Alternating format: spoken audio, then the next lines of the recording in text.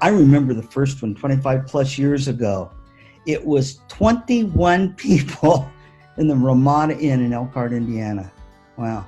CSI to me is like going and having family time with some of your best friends. Even though your first time, you may not know anybody, but when you leave, you know everybody.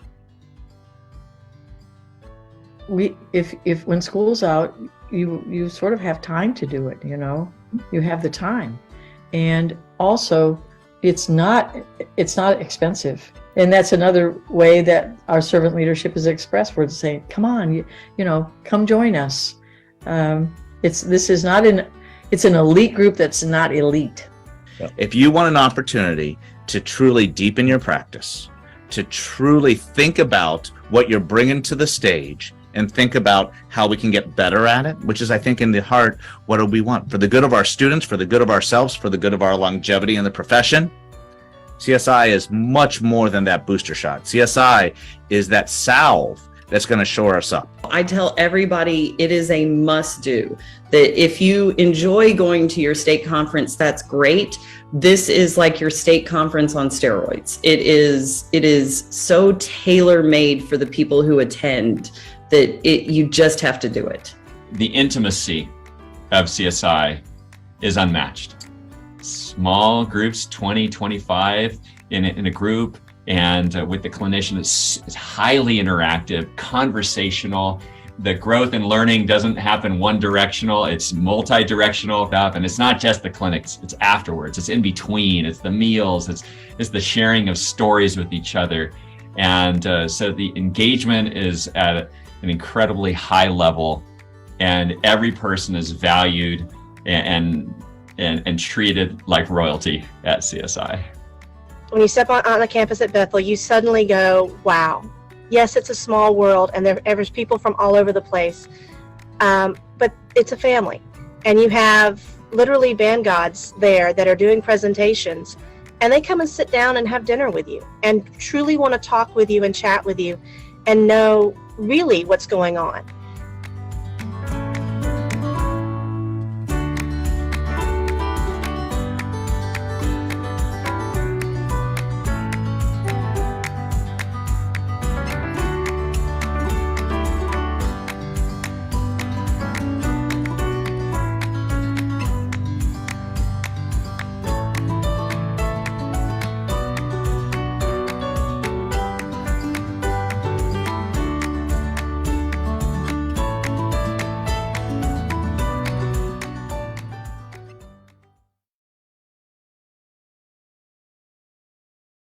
Good afternoon, everybody, and welcome to another session of Lunch with Leaders and Legends.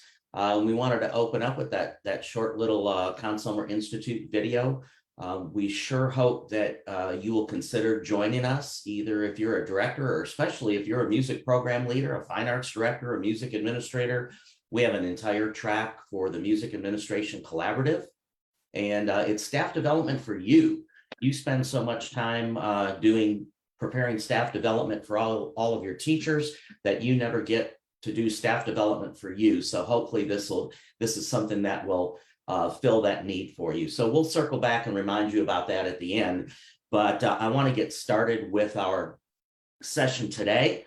And I have a very special guest. I've known Bob Floyd for many, many, many years as a band director here in Texas. Those of you that are in Texas probably know he's been the executive director of the Texas Music Educators Association for many years.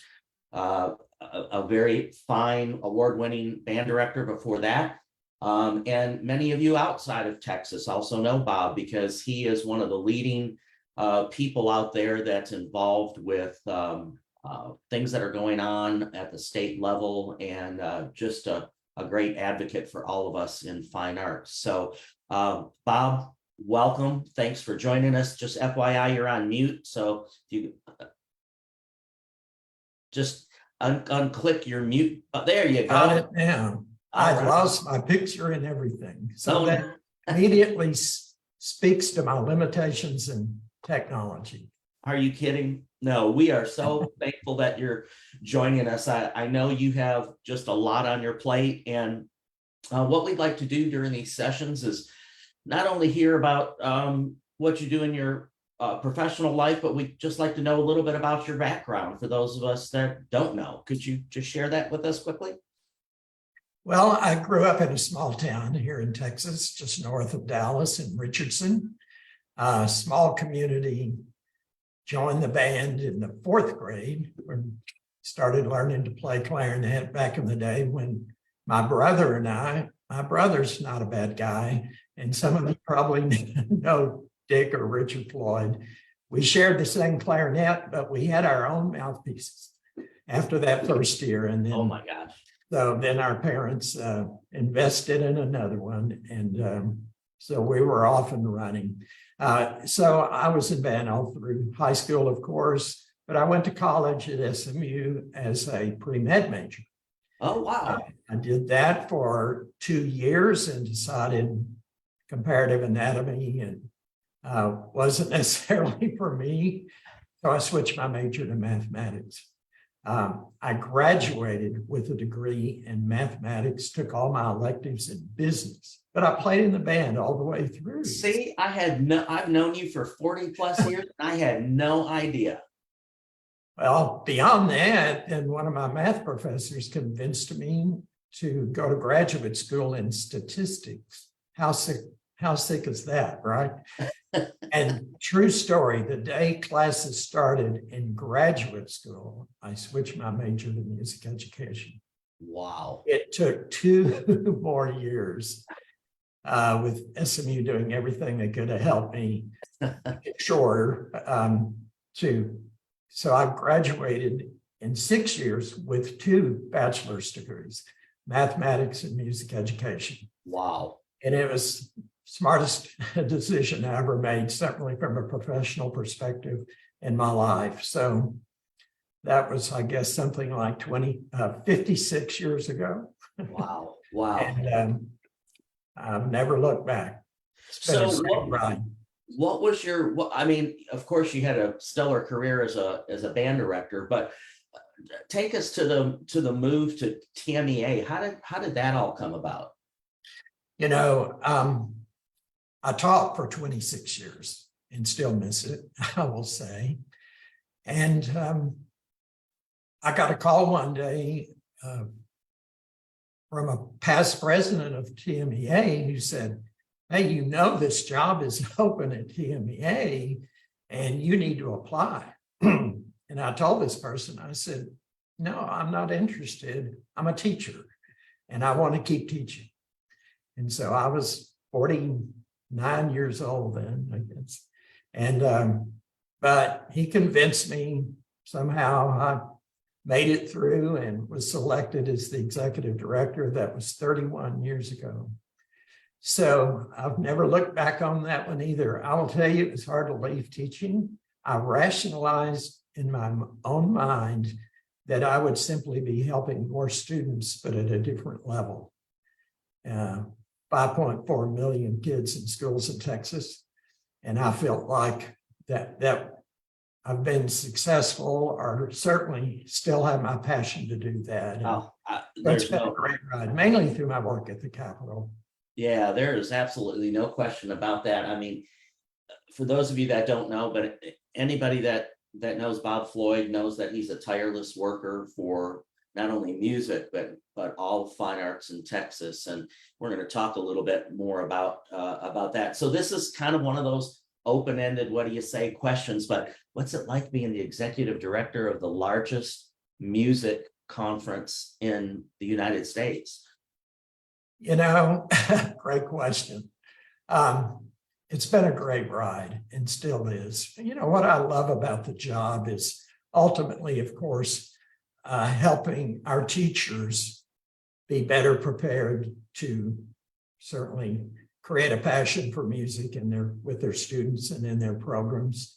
I love the fact that I can get 20 calls in a day and they'll all be about something different. What I love to do most, though, is help teachers who are struggling with policy our law, our rule, our pullout from their classes. Sort of a knock on wood thing, but we're the best protected in law and rule that we ever have been in Texas. We work with the Texas legislature. We can come back to that in a minute if you would like. But just trying to be of service to our teachers to help them be able to do their job better and serve their students. And I know there's no one that does that better about going to the Capitol and talking to the legislators, but there's so many moving pieces in TMEA itself.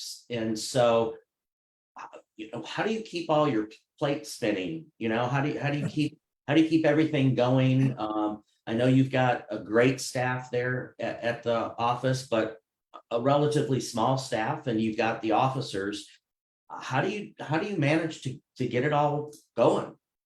Yeah, well, sometimes not as successfully as I would like, but you mentioned already the key point. I'm the most blessed guy on the planet because I have an amazing staff, and I get it that I'm fortunate that we do have that in Texas, but I have 9 full-time employees. They're all brilliant. They're all people I hired. 2/3 of them are former either music educators, if not, they're musicians. So they understand our role, they understand our passion, they've lived it, several of them in the teaching trenches. So that's the first more than anything. And I try to be more organized. I struggle with that sometimes, but you prioritize and deal with the issues sort of in an order of the priority. One call may be helping a teacher, another's trying to negotiate a contract for the convention, and sensitive to that right now because I'm working on it, making our conventions affordable. That's probably true for everybody. It's continually a challenge in these times when cost and hotel rates and inflation and all that stuff, travel that impacts that. But I have a lot of help, and I just try to stay organized enough to put them in an order that the ones that need attention the most that day. So in terms of working with the people that you work with, how would you describe your leadership style or maybe how do you think they would describe your leadership style in terms of getting everything done? Yeah, good question. Again, this sounds so basic, but it truly is. Whether it's in the Capitol with our staff, it's all about relationships. You say, duh, of course it is. But I've just been recently watching a podcast I would highly recommend for anybody. It's a Brene Brown interview of a composer. His name is Mike Irwin. And I'm going to read the title of it so I don't mess it up. Leadership is a relationship. How to put people first in a digital world. And boy, is that where we are right now. And it's wonderful. And it's free. It's on Spotify. I would encourage you to take a look at it. But it really reminds us of certainly of the value of a relationship. And for us as teachers and educators, it's about your students, it's applicable, but also the school administrators, work at the Capitol. It's how you treat people. You learn to be honest. You have to develop trust, especially at the Capitol. So you want to kill yourself, get up in a hearing and say something that's not true, or you don't know the answer and you make something up. So, and so that applies no matter who we're working with. And so, again, I would encourage you to take a look at that. And I feel like I'm even keeled. And that's important, whether, again, it's at the Capitol or with your kids, This is applicable all the way through. So I think that's my style. I stay pretty calm and you deal with and suffer with disappointment and figure out a way to move forward in a different direction. Sure. I think that's great advice, and thank you for that. I was trying to write it down while we were. Yeah, it's wonderful.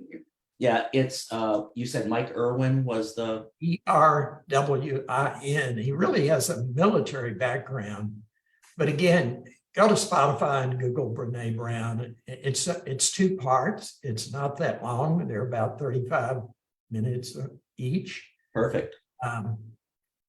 And while we're talking about that, let me mention another one. I'm not always listening to Brene Brown, but I love her. I got to her in person recently, speaking to all the superintendents in Texas. And she was wonderful. But she's recently done another one on a book entitled The Digital Mindset. And it impacts us. Who knows where AI is going? Who knows where it's going to take us? Who knows where, we're going to end up, certainly in Chat GPT, and we're all dipping our toe in the water on that. And there's some wonderful blogs, by the way, that you can just Google in terms of what's happening with Chat GPT and music education. And it's really not anti-technology. We've been blessed with great advocacy resources and products. We are wonderful industry supporters through the years. And even they are being very inquisitive about it, but not considering it as the enemy. Right. So it's early stages of all of that, but just Google music education, Chat GPT, and it's really very inquisitive, and it's going to be with us. There's an education, elementary ed, that someone we love here in Texas, Amy Burns, and she's taken the same approach. She has a blog and says, before you just turn a deaf ear to all of the new technology and AI and Chat GPT, you may want to do that, but your kids are going to be all over it. Probably already are for many of you. So you might as well get ahead of it. Yeah. So that's something, those 2 things in particular are sort of where I am personally right now. I'm trying to gain more insight and learn. I think every day about, we're in some challenging times in music education. I think we all know. We've been through the pandemic, all of that stuff. But truly, what is music ed going to look like in 5 years? What about 10? Right. There's more competition for our kids. I know I'm preaching to the choir here, but who knows? The latest one in Texas may even become a UIL event is esports. So we're continually in this not the word competition, for it is a struggle for time with kids. Sure.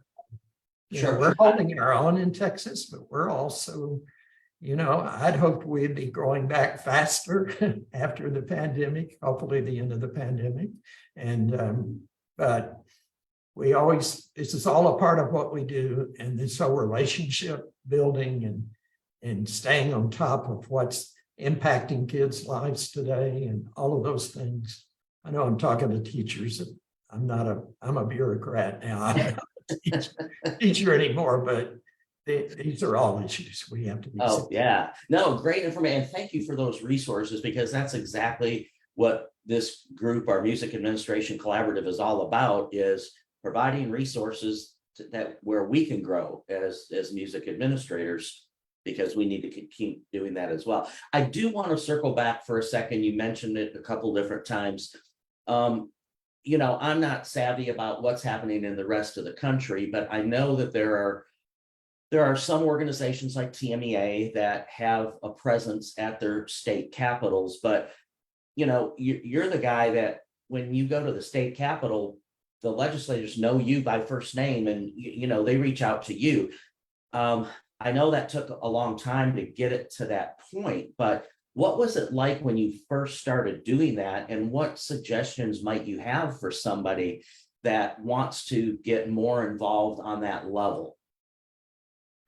Again, another great question, because I know it's hard. You say, well, you got a staff and you got all this stuff and you got money, and those are all true. When I first started, first of all, my learning curve at the Capitol still goes straight up. You know, we have 150 representatives, we have 31 senators, we have a state board of education of 15 elected bodies, members of that body, and they have as much to do with our rule and policy that impact us as the legislature does. And again, it's when I started out, my learning curve truly went up, but I was there a lot, and there a little less this year and in recent years, but back in the day, you know, you almost had to be there. The beauty of technology as it relates to politics and everything in the latest and happening, you can sit, this is advice for anybody too, goes, well, how do I get started in that? First of all, there's not any event that happens at the Capitol that I can't, whether it's a committee hearing, the Senate meeting, the House meeting, everything that goes on at the Capitol is online. So you just go to Texas Legislature online, every bill that's filed pops up on my screen that impacts us. I made that selection. So I'm just saying, take advantage of technology. Take advantage of a retired teacher, perhaps, who still has a passion, who is help you monitor what's going on at the Capitol. So it's just not being blindsided is important. And I've been blindsided at the Capitol before. And so planning ahead, you can't walk in the Capitol in the midst of the session and say, oh, I think I'll pass a bill, or I think we'll try to change this rule or this law. You have to plan ahead. Our legislature in Texas meets it every other year for 140 days. And so they're here right now, and they're going to be here 60 more days. We're frantically, for the first time in history, trying to get our toe in the water with some funding. And we've got bills moving. And in fact, yesterday was a hearing that has the potential, one of 52 steps happened yesterday, that will dedicate state money to arts education, similar to what career and technical education is structured with weighted funding. So we'll see. More than anything, we want to have the discussion in a community. The reality of getting it might be it's going to be a challenge, but so far, you know, we're moving an inch at a time. But just to have that said in a public education hearing yesterday afternoon, to say there is money in this bill for arts education was a huge celebration. Right. First day we have an arts day at the Capitol all day. We're bringing in student groups. We're printing, we're recognizing on the Senate and House floors the 2 Grammy Award winners. We like to boast in Texas. The last 2 years, the national winners, the Grammy Music Ed Award, are Texans. So we're going to recognize them in front of the House, in front of the Senate, all of those things. Telling your story is important to take advantage of every time you can to educate and showcase, certainly, what goes on in our classrooms and how we touch kids' lives. And that's coming up this weekend? No, when is the Arts Day at the Capitol? Thursday, tomorrow. Oh, tomorrow. Okay, I lost track of the day it was. Yeah, so we're looking forward to that. We've tried different approaches with that. We're going to visit every office with a wonderful packet of material, send directors around to see their, the greatest advice I can give you is if you're trying to impact, to pass a law or rule at the Capitol, they'll listen to me, sort of. We have 2 very part-time lobbyists that work with me at the Capitol. But who they really listen to are their constituents back home. And we have that thanks to Frank Coachman on my staff. We have 31,000 people in a database here in the TMEA office, but we don't call it TMEA. It's the Texas Arts Education Campaign. So we do, as Rick said, we embrace all the arts. We've learned through the years that there's strength in pulling all the arts people together. Certainly there are times when we're going to fight for music if it's separate, but the word music doesn't appear in the 2,000 pages, of the education code in Texas. The word in the law is fine arts. Right. And then the state board defines fine arts as music, art, theater, and dance. And there, more than at the Capitol, sometimes if it's only going to impact music or something we're more concerned about, then we will fight the fight, produce music. I don't hesitate to do that. But.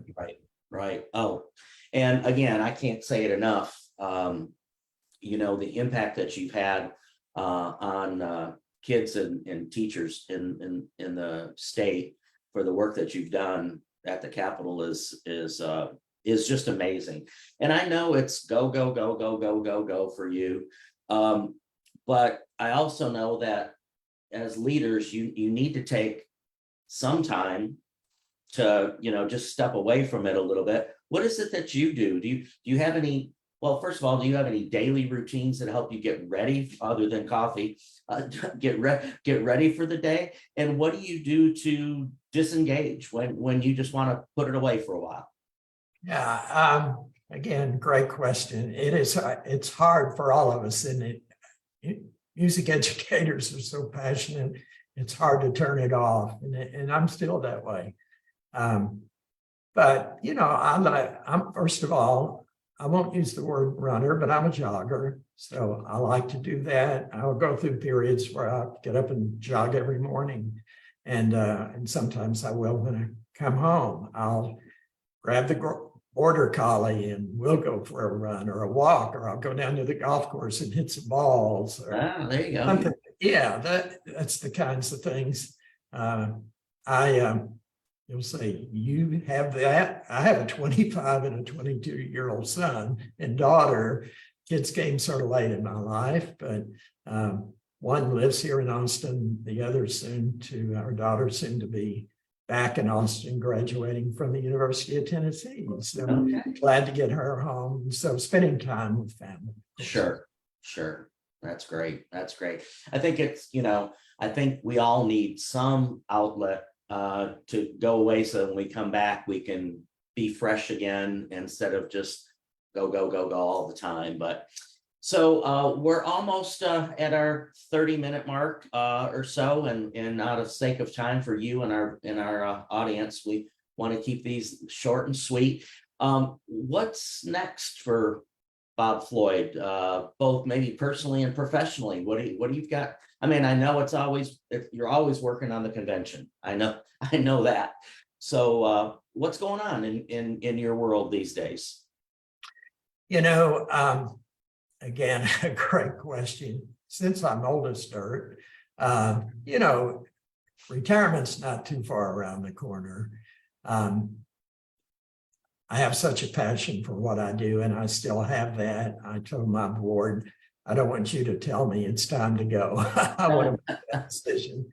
But putting that aside, I still have a passion and still continually think about, what is next for us. And like I said a while ago, what's music? It's easy for us, and it's an expectation of the member. You ask a member and say, what's TMEA do? And you go, well, we're a convention and we work on it every day, Rick, as you just said. It's a huge part of what we do. And then the audition process for all region, all the way up to all state, middle school and high school. We run tens of thousands of students through that, again, right through this office here. And so it's a big part of what we do, but I think more than anything is looking ahead. What is it we're not doing? We're getting ready to survey our members pretty comprehensive and extensive about what are we not doing for you that we need to be doing? How can we help you serve yourself? All of that. So that's what I still enjoy about this job that I have, and the opportunity to hire a wonderful staff through the years that help us serve our students. It's all about service, and relationships, both of those. So I'm going to hang in there a little bit longer. All right. Well, we're glad to hear that. That's for sure. So I just put in a little plug here for TMEA. If you go to tmea.org, there are a lot of resources that are available for anybody, not just teachers in Texas. Advocacy resources. Certainly Bob and his team, their contact information is there. If you're somebody who would like to get more involved in what you're doing in your state on a statewide level at the Capitol, Bob's probably the guru in doing all that. He's spoken at Midwest about those kinds of things, and I know as busy as he is, the kind of guy he is, he and the staff would be more than welcome to try to answer your questions and point you in the right direction for all that. So, Bob, thank you again for everything that you're doing, not only for the kids and the teachers in Texas, but really it starts going nationwide when we start feeling the momentum of what everybody does. And so glad to have you at the wheel steering this big ship in the right direction. I would say exactly what you just said. If you have, I love to help other people with some of the experiences. Most of the work that we do at TMEA, we were doing well before I got here. So I don't want to take Bob Floyd got here 31 years ago, but it has been, we have truly believed passionately that if you're not protected in law and rule at the state level, it's much harder to fight the fight at the local level and in your district and your campus. So I would say best way to reach me and just to email me. And then you have questions or anything you want to chat. I love to do that. So rfloyd@tmea.org, and then I'll get back to you as soon as I can. And I would love to find out how you do things that might have suggestions for us. Thanks, Rick. Our sustaining members, we call them in Texas, all the support from the industry. We couldn't do it without companies like Conselmer. And we had 520 companies exhibit at our convention this year in our exhibit show. And truly are partners. And all of us, anyone listening, don't hesitate at any opportunity that you don't have to thank our partners in this journey for our kids. Thanks, Bob. Yeah, and there's also back issues of the Southwest Musician magazine online, and Bob writes great articles every month, and so feel free to peruse those as you need to. Again, I want to remind you about the Conselmer Institute this summer. It's June 11th through 14th. It is not too late to register. It's www.conselmerinstitute.com. And certainly you can get in touch with any of us if you have any questions, but we hope to see some of you there. Join us with the Music Administration Collaborative. And Bob, once again, thanks for joining us. We really appreciate it. You are definitely both a leader and a legend. Thanks so much.